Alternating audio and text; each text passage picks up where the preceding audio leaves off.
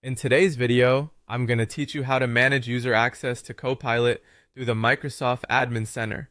Whether you're granting or revoking permissions or adjusting role-based policies, it's all crucial to maintaining a secure and efficient workspace.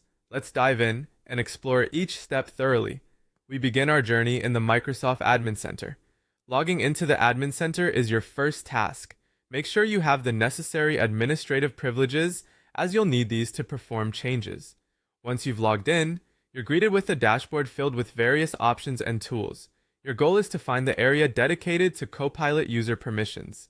Next, let's navigate to the Copilot user permissions section. On the dashboard, look for a menu or a navigation bar that usually resides on the left side of the screen. There, you'll find several options, but focus on the ones related to security and user management, as those are key to accessing permissions. Click through to the specific section, Handling Copilot Permissions, where you can view a list of users or groups associated with Copilot within your organization. Once here, you'll be able to assign or revoke access to users or groups of your choice. If you're granting access, select Add User or Add Group. The option usually appears as a button or a drop-down choice.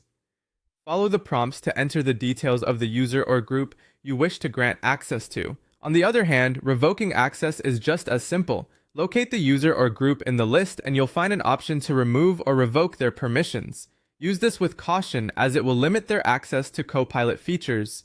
Upon setting these basic permissions, it's time to configure role-based permissions.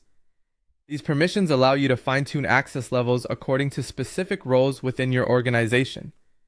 This is crucial as it helps in distributing functionalities according to job requirements and responsibilities. You'll usually find a roles or role-based access section within the Copilot permissions area.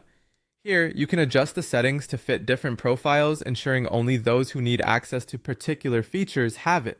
After configuring the permissions, never forget the importance of saving your changes. There's typically a save button at the bottom or top of the page, sometimes both. But remember, saving isn't the final step.